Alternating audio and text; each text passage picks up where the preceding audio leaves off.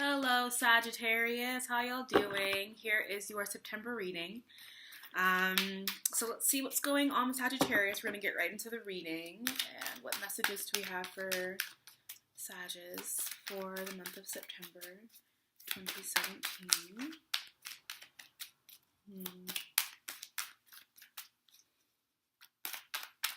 I feel like a pressure cooker. like, I feel like a pressure cooker. I don't know how else to explain it. First card out was the Tower. So that's general, first card out is usually general sort of overall energy that's going on for you all. Tower represents changes that come in abruptly and sort of happen very quickly without us even being able to get our footing. And those changes are necessary because the Tower is meant to dissolve structures and foundations in our lives that are not built on something real or something sturdy, right? So things in your life that are not based on sturdy foundations are being sort of collapsed at the moment, and it's a little bit jarring and it's a bit unnerving. We already have a lot of people that are kind of showing up in your reading. We have the King of Wands, King of Pentacles, and the Hermit. The King of Wands often to me represents an authority figure, a father figure, some kind of figure in our lives that has power. And next to the Tower, that power to me is representing, power that we're not really comfortable with at the moment, power that we're questioning, power that we're not really vibing with. And, Sagittarius, y'all are, y'all remind me a lot of Aquarius in a way, in the sense that there's this rebellious nature, and there's this desire to want to see and exist beyond normative power structures and to challenge what we hold to be true knowledge, right? And that true knowledge that holds up, quote unquote, power. So let's continue going. What else is coming up for Sagittarius for the month of September 2017? Sagittarius. Four of Cups.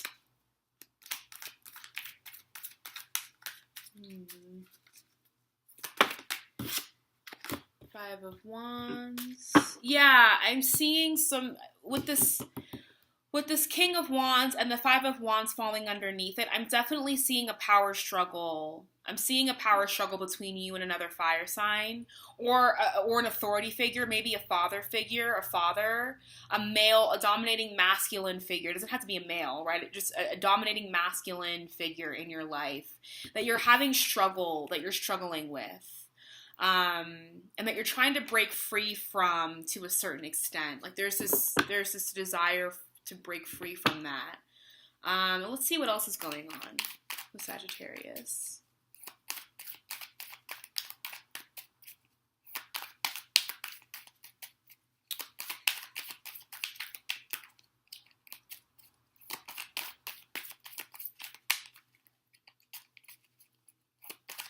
And I feel like this King of Wands is really doing it because they can sense that you're really, like I said, very similar to Aquarius, right? That there's this aversion that, you have to authority figures or being held down.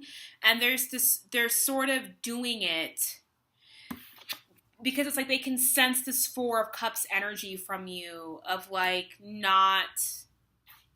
Sometimes I can read this energy as being stubborn, right? Like you're intentionally and purposefully ignoring whatever this cup has to offer. That you're intentionally sort of blowing it off because of what that cup might stand for, right? That we don't want to succumb to whatever this cup stands for. And so we're just going to stand there with our arms crossed, even if we want it, right? So let's continue pulling some cards. Sagittarius, September 2017.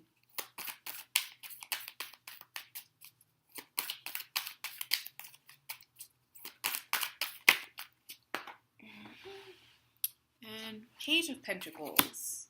So it's interesting that we have Wands and Wands, Pentacles and Pentacles, right? So I'm definitely seeing like there's a relationship. There's a story being told with these two figures, right? And so now let's see. Let's pull one more card. I'm going to keep shuffling. One last card for Sagittarius for September 2017. Sorry for all this shuffling. All right. Three of Cups and the Six of Cups both came out together. And on the bottom of the deck, we have the Ten of Cups.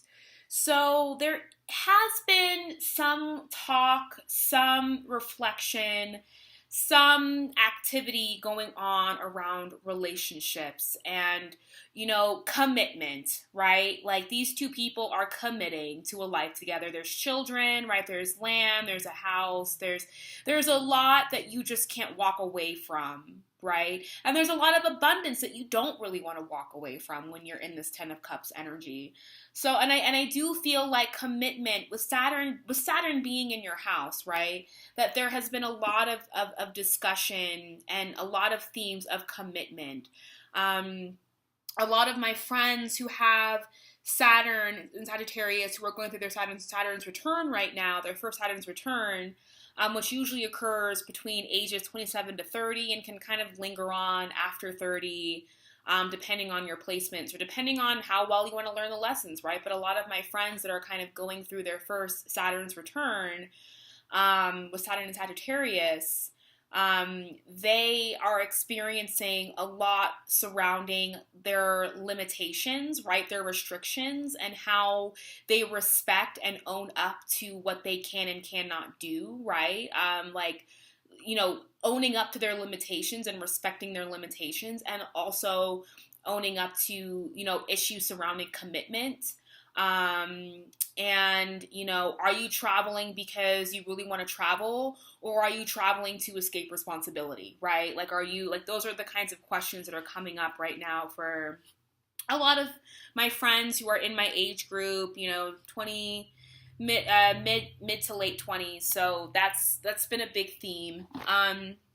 So yeah, let's get into the reading. So we have this Tower here before, and this, like I said before, this was the general energy. So definitely there's some uncomfortable things that are happening right now in your personal life.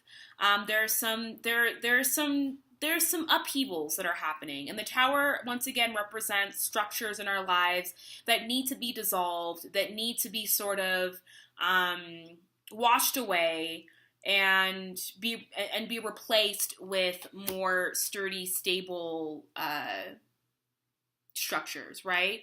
And I see this as kind of these four cards kind of as having a relationship here. That this King of Wands has a lot to do with this Tower happening, right? And that this can also represent you, you doing your best, or you know, in your Sagittarian, free-thinking, you know, type of energy, trying to disrupt or disturb, right?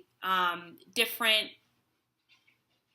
structures, different systems, different ways of, like I see this as you all definitely trying to challenge, right, authority. Definitely trying to challenge authority. I can see this as you all, stepping up to and wanting to sort of confront whatever authority figures or whatever sort of power struggles that you're finding yourself in right now, and you're unwilling to sort of succumb or give in to that power. You're unwilling to sort of, you know, look what that cup is in the face, right? Like, you're not willing to really acknowledge that it exists. And there's nothing that, you know, people in power hate more than when you, than not necessarily when you rebel against them, but when you even deny that they even have power, when you don't even acknowledge that they have power. And I see that there's conflict between you, and I feel that this is you trying to gather other people to sort of to sort of join you in your fight against whether this is a boss. Maybe you're in a work situation and you're dealing with a supervisor who's an asshole or who just, wants to have power for power's sake and is not really being a good leader, but is more so being a boss. And I definitely see you trying to disturb or disrupt that, that work situation. I definitely see this as relating a lot to work, right? And in, your challenging of this authority figure, of this supervisor, of whoever this represents for you, being able to sort of gather the support of other people to kind of fight the good fight with you, right? And that, you're unwilling to even acknowledge this person's power. And you're not willing to accept things as they are. You're not willing to accept things as they are given to you, right? You want things to be different. You want you want old institutions and things that aren't serving to be sort of dissolved right now. And then we have this King of Pentacles over here, which to me, the King of Pentacles is a very, very different energy. It's a very grounding energy. It's a very loving and nurturing energy as well, with the earth, with, earth signs, earth suit being very feminine, right? Feminine creative power.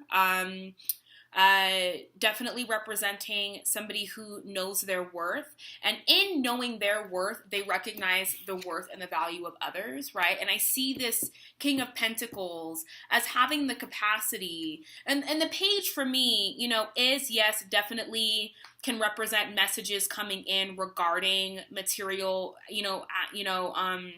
material acquisitions, regarding, new money coming in, a new job, new financial opportunities coming in. But the Page of Pentacles also to me represents, the observation of self-worth, right? But sometimes, this page is is a young energy. It's an energy that can get carried away. Like in our youth, we can get carried away with certain feelings and certain emotions, and we can, we can lack the ability to sort of think things clearly or to really observe things as they are. And so sometimes this Page of Pentacles, while yes, he observes his value in his wealth, sometimes he can get a little bit too carried away with it, and can loses sight of all else that is around him. But nonetheless, with this king in this page, I definitely see, another person, right? And I kind of want to get clarification, right? Because I'm definitely getting these two very different energies. This King of Wands, right? Who, is causing some kind of struggle or conflict, or who, you're not really vibing with this King of Wands.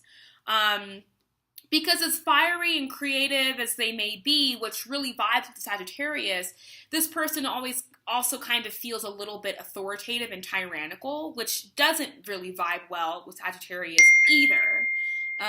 Sorry, I just got a text message. And so I'm definitely sensing that this person you're not really vibing with this person, right? So let's get more information on this King of Pentacles. Who is this King of Pentacles and why is he here?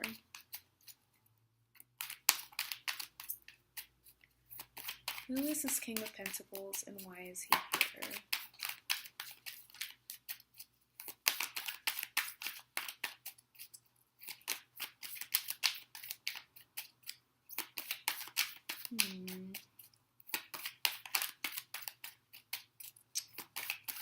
I feel like it's possibly a new job offer, a new opportunity, a new work opportunity that's coming in for you. And it feels very attractive because this boss feels a lot more sort of grounded and peaceful, right? And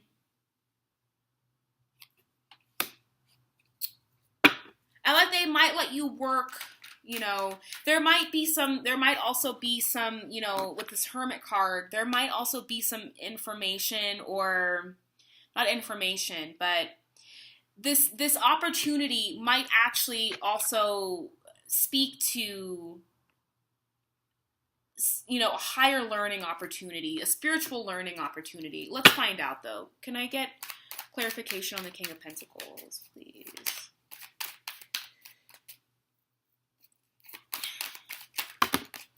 It's interesting because I just moved. Well, I didn't move, but yeah, another page. I'm staying with a friend at the moment, and you know, when I was at my old place, the cards would just pop. They'd be flying all over the place. And now that I'm here, there's it's been very difficult. Like I feel like I have to shuffle for a long time to get anything to kind of come up. So the Page of Swords came up. So you have another page. So yeah, I'm definitely feeling like this is a new opportunity, and it's an opportunity that might allow you to be a little bit more autonomous and independent in how you work. And that's interesting because we're going to have Pisces, the full moon in Pisces, which is going to be happening in your 4th house, right? Which is the house of, you know, your inner landscape, where you find your security, where you sort of draw out, you know, where you sort of draw from your family heritage, memories. The more nurturing, mothering kind of parent, right, represents the mother, the moon. Your relationship to home and family and lineage and memory and security, what you call your secure places, right? So that is 4th house. And then we're going to be having the new moon in Virgo on September 19th, which is going to be happening in your 10th house. So there's going to be new opportunities, new doors opening for you in the career sector, in your sector of achievement. And that there might, and like what you've been able to achieve previously might be elevated, right? This Hermit card for me represents, you know, an individual, somebody who is, you know, going on this journey of minimalism, this journey of, you know, very humble living, right? In order to sort, and they're chasing a higher form of knowledge. They're not just chasing, you know, knowledge as we know it, right? They're not just chasing, and I forgot the term for knowledge as we know it. If you know it, you can comment epistemology, or it's something of that nature, right? Where there is this study, right, of knowledge as we know it. All of the knowledge that has been gathered as facts, right? That we have, as a society, we've created as facts, right? And as a society, we've also created a lot of ideas regarding power and authority. And, you know, I was talking with someone the other day about, you know, leadership. We were at work, we were talking about leadership, and he made mention that he thought that another person was going to be a good leader because he's seen him yell at people before. And so that's our idea, right? Like, oh, like this person would be a good leader because I've seen him yell at people. And so he can yell at people and instill fear in people. So he's going to be a great leader, right? And so that's like a normative institutional way of thinking about leadership. In a lot of ways, it's led to some really fucked up things happening, right? Like, you know, historical, you know, wars, colonialism, slavery, sexism, racism, like all of these different forms of like unchecked power, right? Police brutality. These are all really normative ways of thinking about leadership that then have led to really disgusting and atrocious events in history, right? And you can think of it however you want. Maybe they were needed, maybe they weren't needed, but they were atrocious nonetheless, right? And so this hermit is not really interested in abiding by that form of information anymore. The hermit is more so interested in learning about, you know, spiritual matters, understanding, you know, his true self, understanding, you know, what his purpose in life is to be here. You know, they're interested in enlightenment. They're interested in experiencing a higher level of knowledge. They're interested in experiencing a higher level of understanding. And that is what Saturn has been trying to get y'all to understand. Saturn has been trying to get y'all to really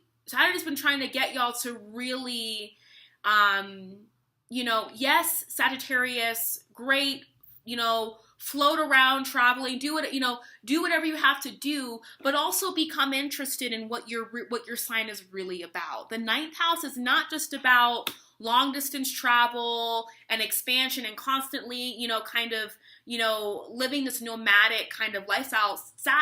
Sagittarius is also very much about higher learning, spiritual learning, growth and understanding, the bigger picture, breaking down and challenging old knowledge, right?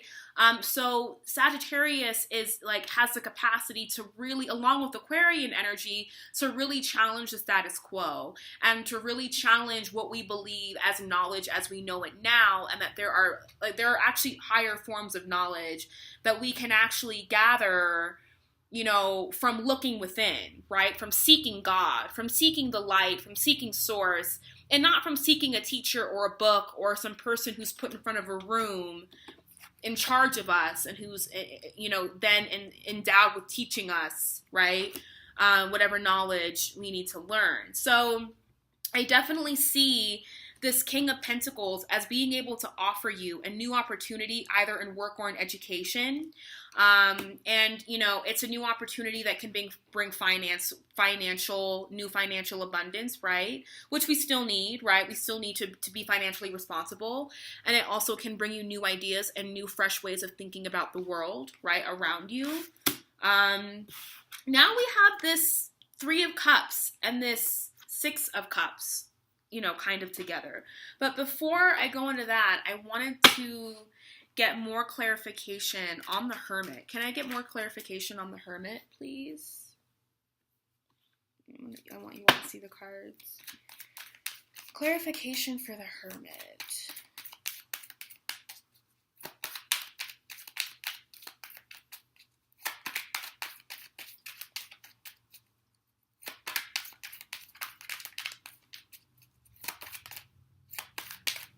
That one wanted to come out. Yeah, work. It's, this Eight of Pentacles, definitely can represent, actual physical work that someone does when they're working on an actual, physical product. But I do also see this as, the work that is done when we commit to being on this path of spiritual practice, this path of spiritual understanding and learning about the world, not just through scientific lens, which is a great way to, we need both, right? We need to understand the world scientifically and spiritually. Like we need to have both perspectives, and we need to also understand that both perspectives are very much intertwined with one another. They're not mutually exclusive. They're very much intertwined with one another, and can relate to one another in various ways. So, doing this work, right, which is not easy. It's not easy to be here, because sometimes we have to face aspects about ourselves, right, that even when we're in this energy constantly, in this rebellious nature, sometimes we, and we're constantly creating this tower energy in our lives and in our surrounding circles. It's not pleasant for ourselves or for the people around us, because now we've enlisted all these people, right, who are going to now follow us into this tower energy.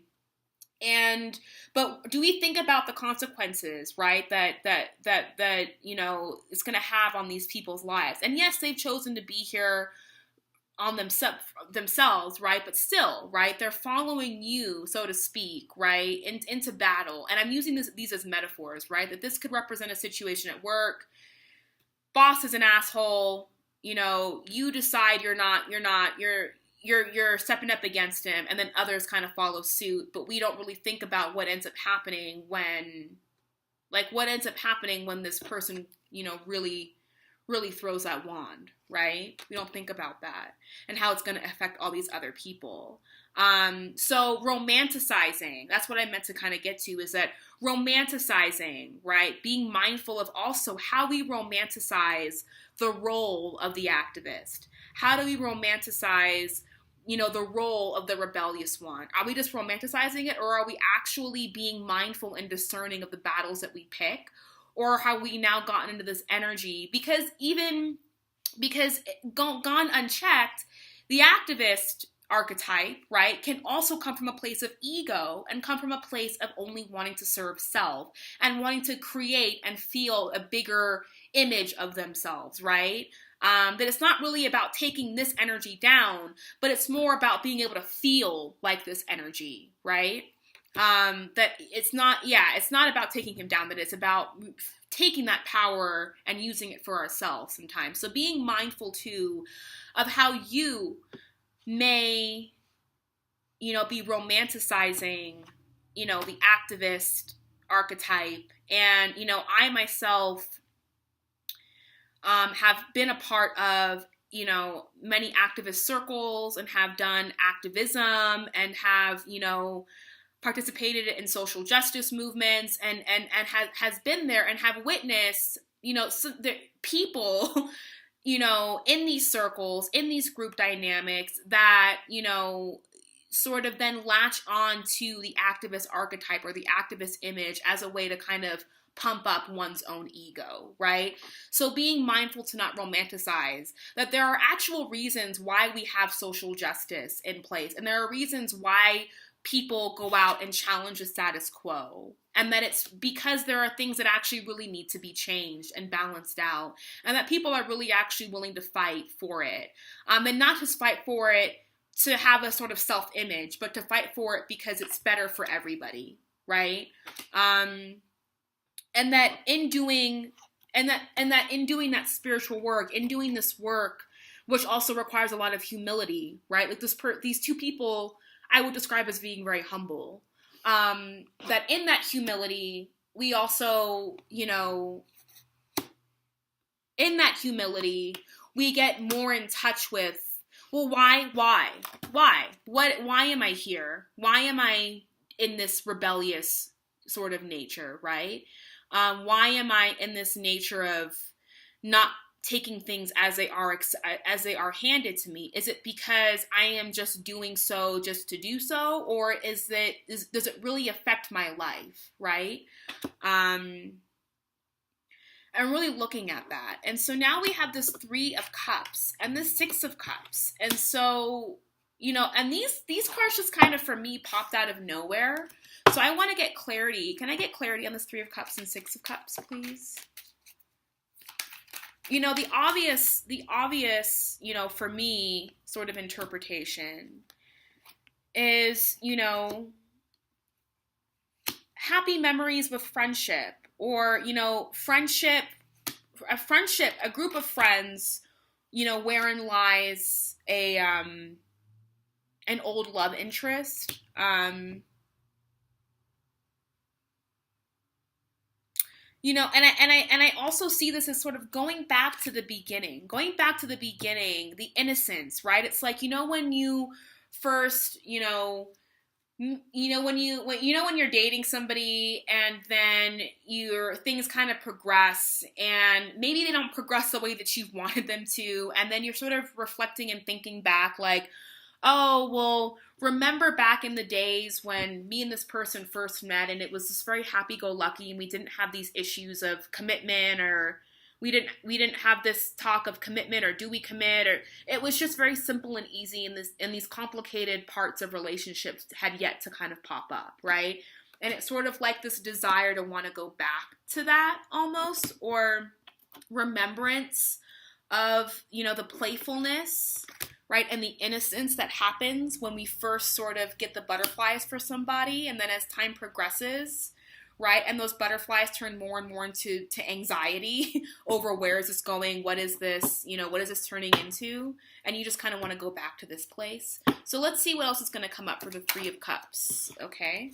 So yeah, Knight of Swords. Are you dealing with an air sign? Are you dealing with an air sign, an Aquarius, Gemini, or a Libra? Is there an Aquarius that you kind of... Now I feel like this reading is shifting. So is there an Aquarius that you've been involved with? And because Aquarians and Sagittarians really understand each other and get along with one another and are very much the visionaries of the zodiac, right? Like there is this camaraderie that you feel with this person. There is this deep understanding where it's not just a relationship, but it's also friendship, right? Like you both connect on these multiple levels, right? And I'm definitely feeling Aquarius energy. I'm feeling, yes, Gemini and Libra, but I am feeling a lot of Aquarius energy. I've been reading a lot about Aquarius Sagittarius relationships and Aquarius Gemini relationships lately. And so Aquarius Sagittarius and relationships seem to be very kind of pertinent right now.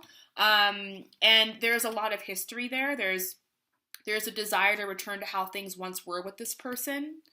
Let's see what else is going on with this situation here, with this Knight of Swords and this spread right here. Any more information?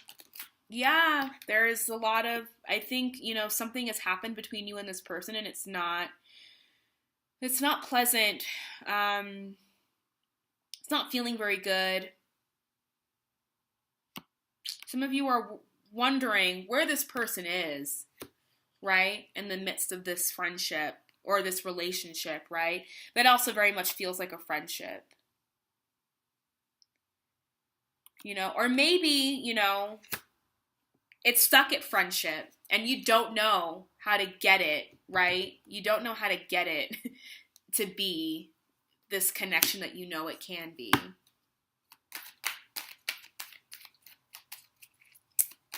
What can you tell me about this Knight of Swords? Who is this Knight of Swords?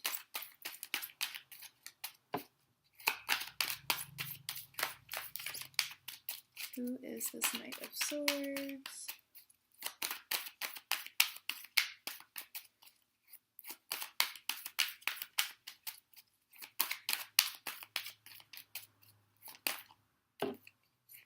Yeah, I definitely feel like it's an Aquarius. We have the star that just came out. And that's an Aquarius. That's an Aquarius. And they're very focused on their hopes and dreams for the future. They're very focused on what they're trying to accomplish right now for the future. They'll find their way back, but they need to find themselves. And speaking for me as an Aquarius sun, there's a lot that a lot of us are trying to figure out right now as Aquarian. There's a lot that we're trying to, especially regarding life purpose and what am I even doing here? Age of Aquarius, we're supposed to be, these, leaders in some way. And none of us, all of us kind of feel this anxiety about stepping into these leadership roles, right? Of having to, be a part of this major shift that's happening spiritually, and energetically right now with the world. But, yeah, Aquarius, do you have any more guidance for this relationship with this Aquarius?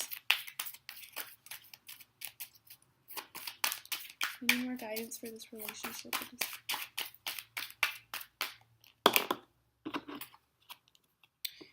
Ace of Swords. I want one more because that one kind of manipulated its way out of my hand. Can I get one more guidance card for this relationship with an Aquarius?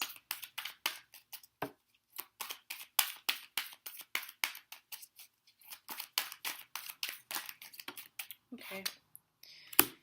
Yeah, there needs to be a new way of thinking about what abundance is going to look like with this person. That it's not going to look like this, especially not with an Aquarius, especially not with a Venus in Aquarius, Aquarius is not interested in the conventional, and I'm talking about the archetype, right? But,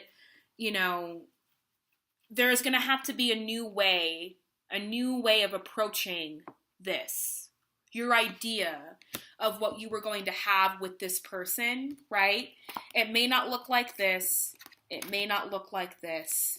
It'll probably feel more like this, more like a friendship. And just so you know, as an Aquarius, and my Venus is also an Aquarius, when I can feel like this with my lovers, with the people that I'm in, with the person that I'm in love with, this is actually way more rewarding for me than to really be here, right?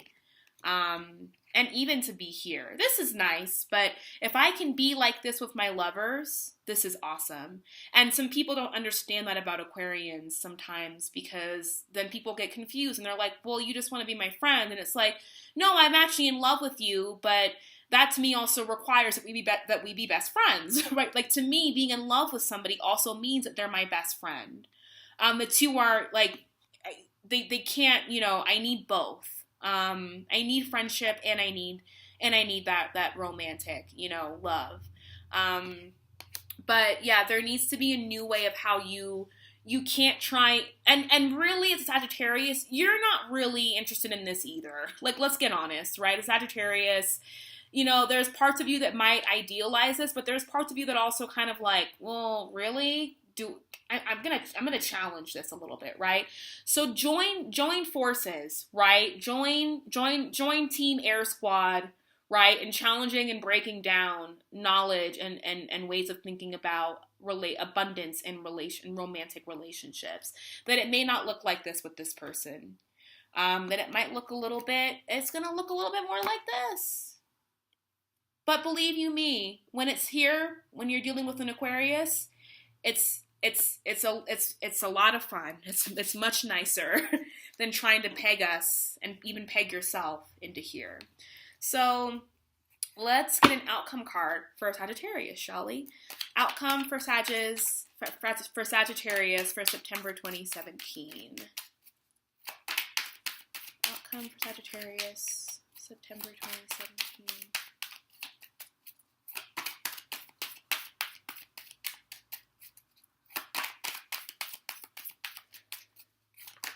Okay. Yeah. 7 of Pentacles. You know, like I mentioned before we got into the love portion of the reading, which turned into a love portion of the reading. I didn't mean for it to. You know, examine why the examination of why you're doing what you're doing, and the planting of new seeds, the planting of new ideas and new ways of going about doing things. And this is a reflection period for me. You know, and definitely a reflection and examination of this rebellious, you know, I'm definitely reading this 4 of Cups as being, you know, somebody who's trying to be intentionally and purposefully very rebellious right now. And sort of a reflection of like, well, why? Am I just doing it just to do it, or am I doing it because there's actually a purpose behind what it is that I'm trying to do right now? But I see, you know, I definitely see you all. If there's a new job being offered, take it, plant some new seeds, do some work. There's, you know, definitely could be a new opportunity given to you by an earth sign, Taurus, Capricorn, Virgo. And that person may be able to offer you some new ideas, some fresh ways of working, some fresh ways of viewing work and doing things. You've got this relationship with this Aquarius that you have to rethink and really sort of break out of the box from. Just let them kind of do their own thing right now. They're focused on some other stuff. But nonetheless, I see a great month for you. I definitely see you all planting the harvest, you know, and getting ready for wintertime, which is not that far off from us. And I hope you all enjoyed your reading. If you did, please give it a thumbs up and subscribe. I'm trying to do my best to get videos uploaded faster at the beginning of the month. And if you want a personal reading, you can message me at tattoosandtarot@gmail.com, or you can go to my website, which is tattoosandtarot.com, and go to the reading section. And my website is currently getting redone. So mid-September, my website might get shut down. So if you want to book a reading with me, it's probably best for this month just to hit me up on email at tattoosandtarot@gmail.com. And also, if you've already purchased a reading with me on my website from the reading section, please send me an email if you haven't already to confirm and to set an appointment time with me, because the way that PayPal works, I cannot contact buyers who have purchased things from me. I can just send them an item or print out their address. I cannot email or contact a buyer. So if you've purchased a reading from me and have not heard from me, it's because PayPal will not allow me to respond to you. So send me an email and, send me an email with a snapshot of your receipt for your, purchase, and then we'll set up a time to do an actual phone reading, or if you live where I live, in person. And yeah, so that's your reading, Sagittarius, and I will see you in October. All right, bye-bye.